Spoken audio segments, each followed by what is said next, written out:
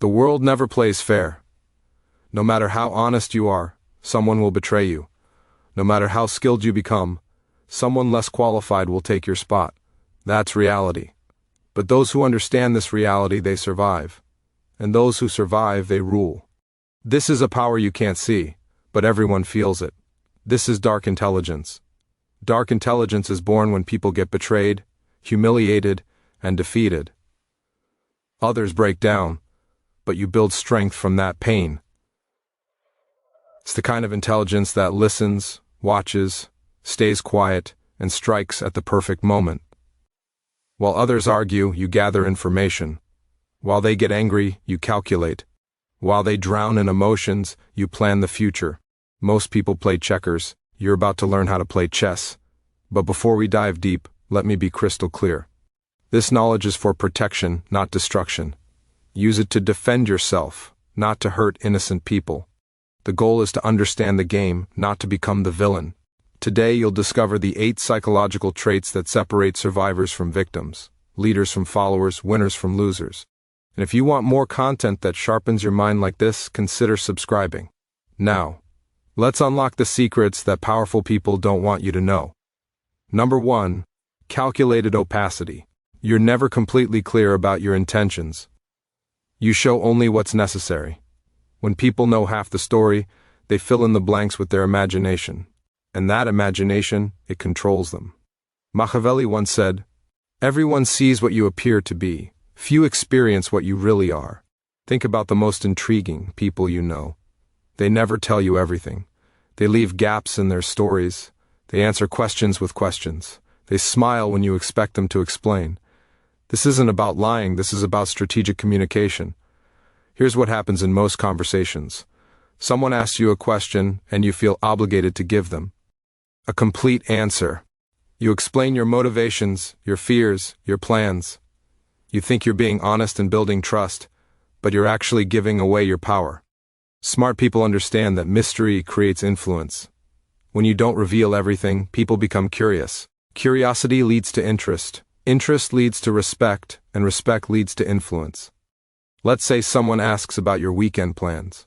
Most people say, "Oh, I'm just staying home, maybe watching some movies." That's complete transparency, but it's also completely forgettable.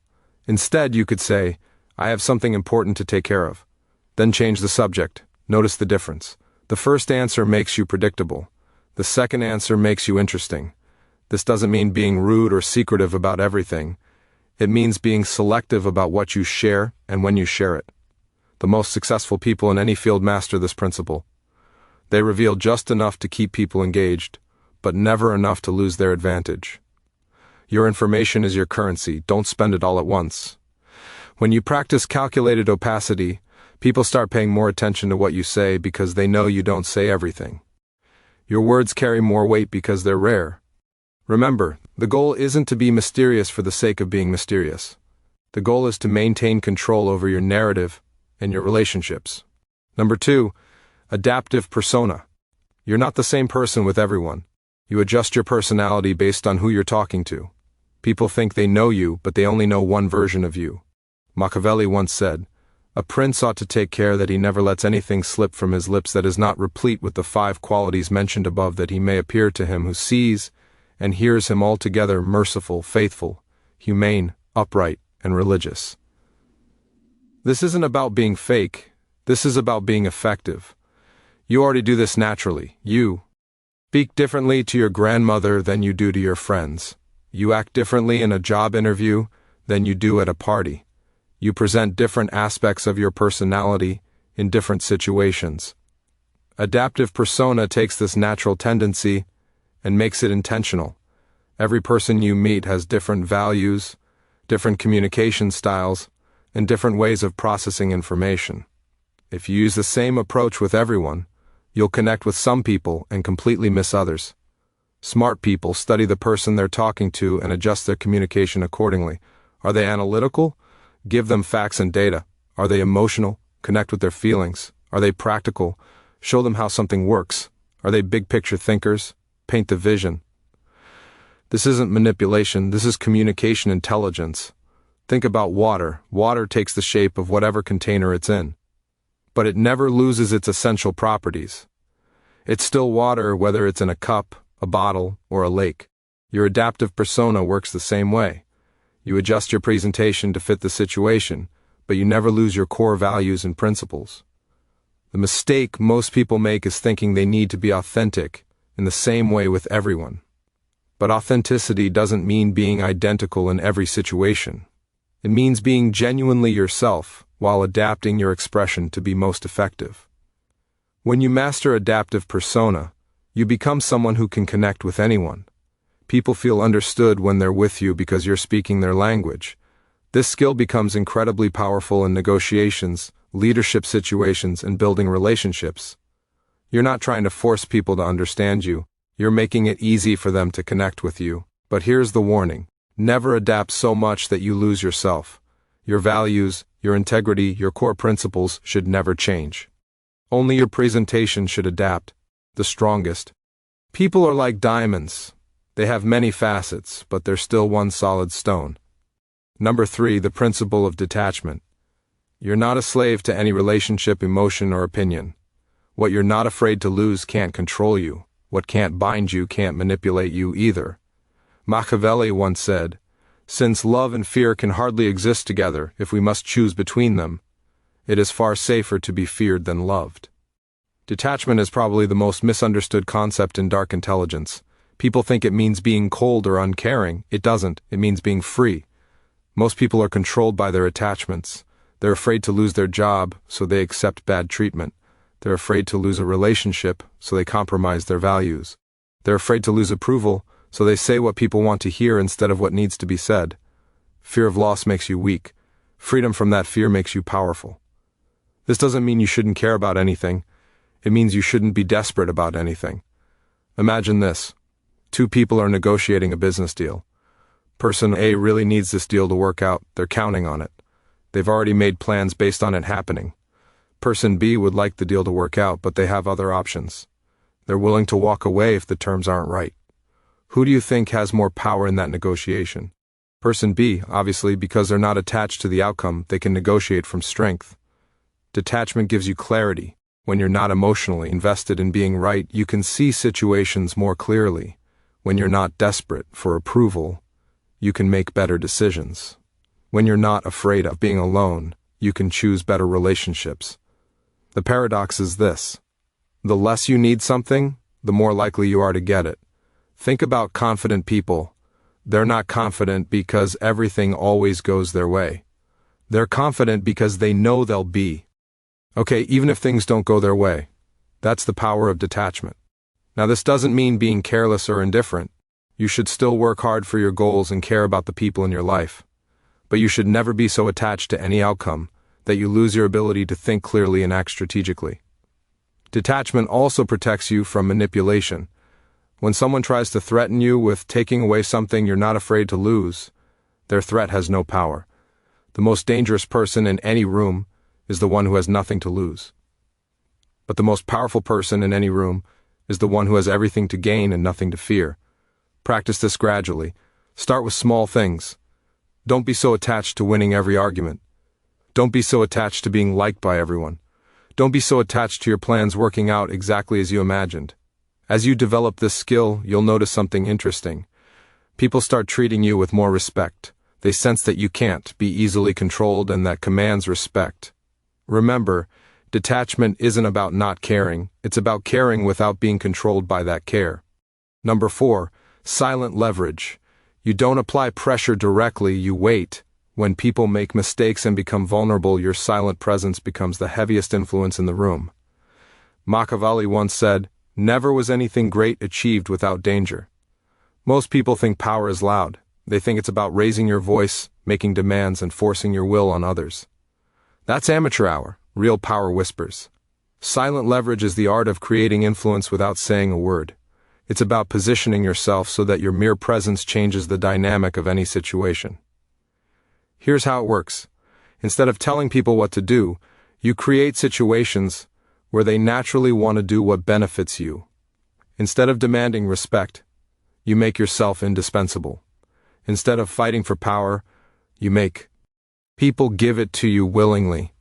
Let's break this down with practical examples. In conversations, silent leverage means knowing when to pause.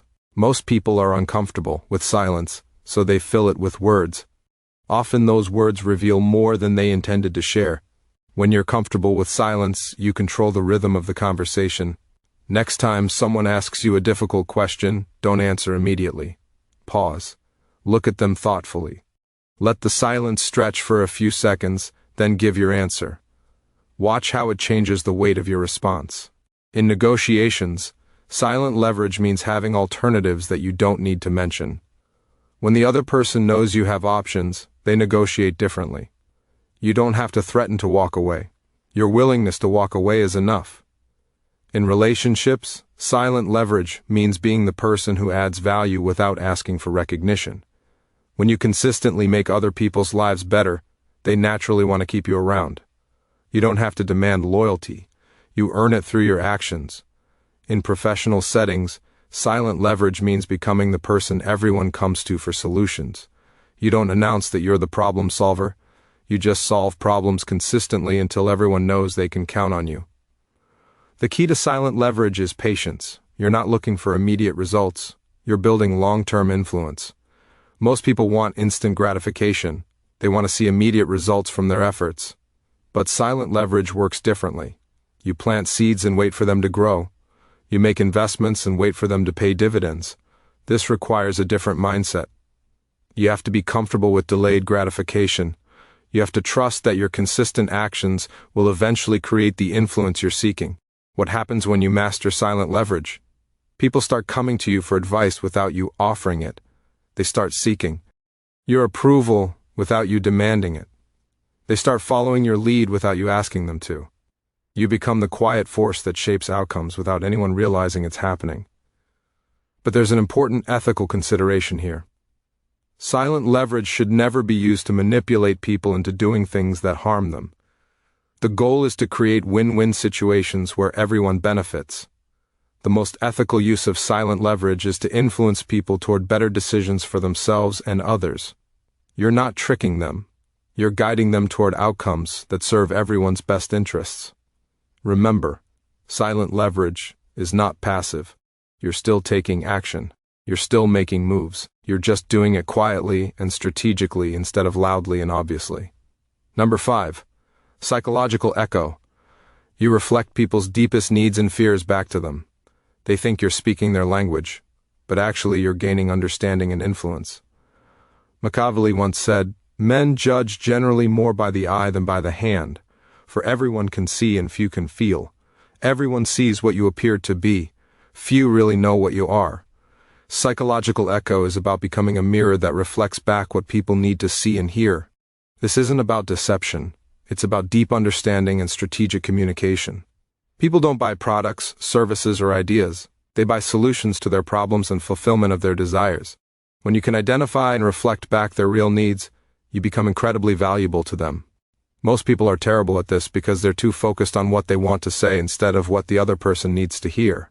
Let me explain how psychological echo works in practice. First, you have to become a student of human nature. You need to understand that everyone you meet is carrying invisible burdens, secret desires, and unspoken fears. Your job is to listen for clues about what those might be. When someone talks about their work, they're not just sharing information. They're revealing how they see themselves, what they value, and what they're worried about.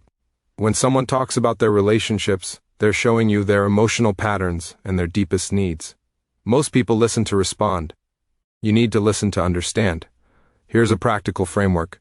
Every person you meet is asking 3 silent questions. Do you see me? Do you understand me? Do you value me? When you can answer yes to all 3 of those questions, through your words and actions, you create a powerful connection. The psychological echo technique involves reflecting back not just what people say, but what they mean. You listen for the emotion behind the words, the need behind the complaint, the fear behind the anger. For example, if someone says, "I hate my job," most people might respond with advice about finding a new job, but if you listen deeper, you might hear that they actually feel unappreciated, unchallenged, or uncertain about their future.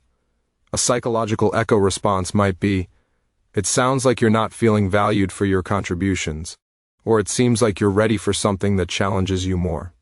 Notice the difference. Instead of jumping to solutions, you're reflecting back their emotional experience. This makes people feel understood, which creates trust and influence. The key is to reflect back the positive version of what they're expressing. If someone is complaining about being overwhelmed, you might reflect back their dedication and high standards. If someone is expressing frustration about a situation, you might reflect back their desire for excellence. This technique works because people have a deep psychological need to feel understood.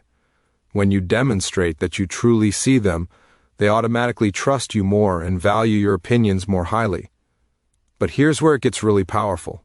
Once you understand someone's core needs and fears, you can position your ideas, suggestions, and requests in terms that naturally appeal to them. If someone values security, you present your ideas in terms of safety and stability. If someone values recognition, you present your ideas in terms of achievement and acknowledgement. If someone values freedom, you present your ideas in terms of independence and choice. You're not changing your message, you're changing how you present your message to match their psychological profile. This is incredibly powerful in leadership, sales, parenting, and relationships. When people feel like you understand them at a deep level, they naturally want to work with you, follow you, and support you. The ethical way to use psychological eco is to genuinely care about understanding people and helping them get what they need. When you use this technique to serve others' best interests, it becomes a tool for building stronger, more meaningful relationships. Number 6, ambiguous morality. You're neither good nor bad, you just get things done. Real power doesn't always come in black and white, sometimes it lives in the gray areas. Machiavelli once said, "Since it is difficult to join them together, it is safer to be feared than to be loved when one of the two must be lacking." This is the most controversial trait of dark intelligence, and it's the one that gets misunderstood the most. So, let me be very clear about what this means and what it doesn't mean. Ambiguous morality doesn't mean having no morals. It doesn't mean doing whatever you want regardless of consequences. It doesn't mean hurting people to get ahead. What it means is understanding that the real world is complicated. Sometimes doing the right thing in the short term leads to worse outcomes in the long term. Sometimes being nice enables bad behavior. Sometimes protecting people requires making decisions that aren't pretty. Here's the reality. Pure moral clarity is a luxury that most people can't afford when they're dealing with complex situations involving real consequences. Let me give you some examples to illustrate this concept. Imagine you're in a leadership position and you discover that a team member has been consistently lying to clients and damaging relationships. The nice thing to do might be to give them another chance, provide more training, and hope they improve. But what about the other team members who are working honestly? What about the clients who are being deceived? What about the long-term health of the organization? Someone with ambiguous morality might decide that protecting the many is more important than being nice to the one. They might make the difficult decision to remove that person from the team even though it feels harsh. This isn't cruelty. This is pragmatic ethics. For example, someone asks you for advice about a relationship that you can see as toxic and destructive. The kind thing to do might be to be supportive and avoid saying anything negative. But someone with ambiguous morality might decide that true kindness requires telling the difficult truth, even if it temporarily hurts the person's feelings. The key principle here is focusing on outcomes rather than appearances. Sometimes the action that looks good on the surface creates bad results. Sometimes the action that looks harsh on the surface creates better results for everyone involved. This requires a different kind of moral thinking. Instead of asking what action makes me look like a good person, you ask what action leads to the best outcomes for the most people.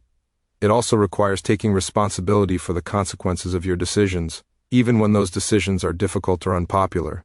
But here's the crucial distinction. Ambiguous morality is not the same as selfishness. You're not doing whatever benefits you at others' expense. You're making pragmatic decisions that serve the greater good, even when those decisions are personally difficult.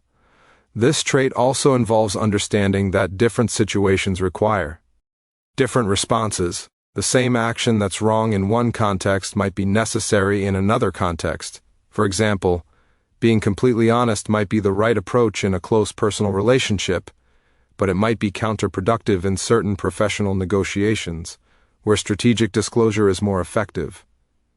Someone with ambiguous morality understands these nuances and adapts their approach accordingly. The danger of this trait is that it can be used to justify selfish or harmful behavior. That's why it's crucial to maintain clear ethical guidelines about what you will and won't do even in complex situations. My recommendation is to establish clear boundaries for yourself. What are your non-negotiable values? What lines will you never cross? What outcomes are you willing to accept responsibility for? Within those boundaries, give yourself permission to be pragmatic and strategic, even when it means making decisions that others might not understand or approve of. Remember, the goal is not to be liked by everyone. The goal is to be effective and ethical in a complex world where simple answers don't always work. Number 7. Controlled exposure. You don't reveal everything about yourself. The less people know, the more they assume, and assumptions lead to mistakes that make your strategy easier. Machiavelli once said, "Men are so simple of mind and so much dominated by their immediate needs that a deceitful person will always find plenty who are ready to be deceived." In a world where people share every detail of their lives on social media, controlled exposure might seem outdated, but it's actually more powerful than ever. When everyone is oversharing, the person who shares strategically stands out. When everyone is broadcasting their thoughts and feelings, the person who keeps some mystery becomes intriguing. Controlled exposure is about being intentional with your personal information. It's about understanding that not everyone needs to know everything about you, and that selective sharing can actually strengthen your relationships and increase your influence. Let's start with the psychology behind this. Humans are naturally curious creatures. When we encounter something incomplete or mysterious, our brains automatically try to fill in the gaps. This is called the curiosity gap, and it's one of the most powerful psychological forces in human behavior. When you practice controlled exposure, you create curiosity gaps that make people more interested in you and more attentive to what you do share. Think about the most captivating people you know. They probably don't tell you everything. They share enough to keep you engaged, but they leave you wanting to know more. This isn't accidental, it's strategic. Now let's talk about practical applications in professional settings. Controlled exposure means being selective about which ideas you share and when you share them. It means not revealing all your capabilities at once. It means keeping some of your knowledge in reserve so you can provide value when it's most needed. For example, instead of showing all your skills in the first week of a new job, you might reveal them gradually over time. This creates the impression that you're continuously growing and improving, rather than someone who peaked early. In social situations, controlled exposure means not telling your entire life story to everyone you meet. It means sharing personal information gradually as relationships develop and trust is earned. This doesn't mean being secretive or dishonest. It means being selective and strategic about what you reveal and to whom in negotiations. Controlled exposure means not revealing all your priorities and constraints up front. It means keeping some information in reserve so you can use it strategically as the negotiation develops.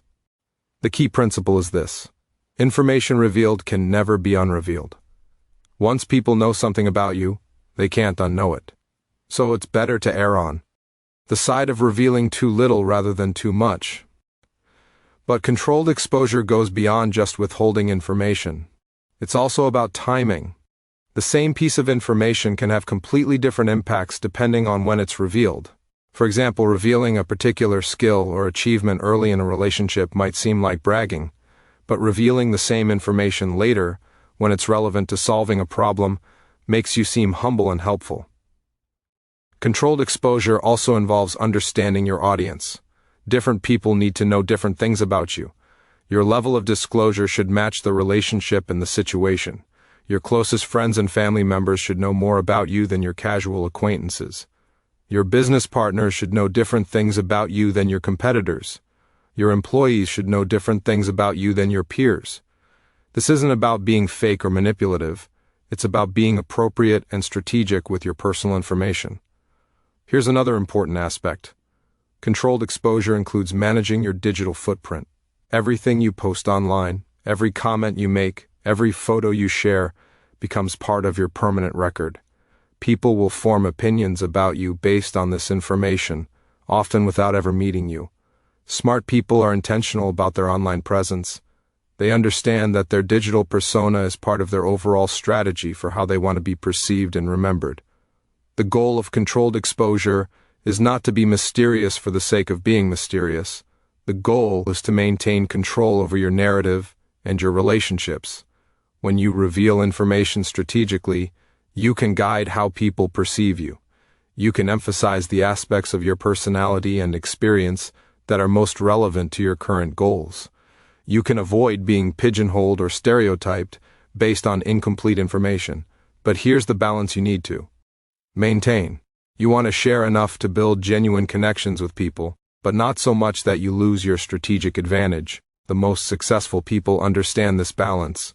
They're open and genuine in their relationships, but they're also strategic about how much they reveal and when they reveal it. Number 8. Outcome obsession. You're not here to win arguments or prove points. You're here to get results. People who focus only on outcomes never waste time on unnecessary games. Machiavelli once said, "The promise given was a necessity of the past. The word broken is a necessity of the present." This is the trait that separates amateurs from professionals, dreamers from achievers, and talkers from doers. Most people get distracted by things that don't matter. They want to be right more than they want to be effective. They want to look good more than they want to get results. They want to feel good about their process more than they want to achieve their goals. Outcome obsession cuts through all of that noise. When you're outcome obsessed, you ask different questions. Instead of "how can I prove I'm right?" you ask "what result am I trying to achieve?" Instead of "how can I look good in this situation?" you ask "what actions will lead to the outcome I want?" This shift in thinking changes everything. Let's start with arguments and disagreements. Most people approach arguments like they're trying to win a debate. They focus on proving their point, catching the other person in contradictions, and demonstrating their superior knowledge or logic. But outcome-obsessed people approach disagreements differently. They ask, "what do I actually want to achieve from this conversation?" Maybe they want to change the other person's behavior. Maybe they want to reach a compromise. Maybe they want to gather information about the other person's perspective. Once they're clear on their desired outcome, they choose their approach accordingly. Sometimes that means winning the argument, but often it means something completely different. For example, if your goal is to change someone's behavior, proving them wrong might actually backfire. People don't like being wrong, and they often become more stubborn when they feel attacked. A better approach might be to help them reach the right conclusion on their own.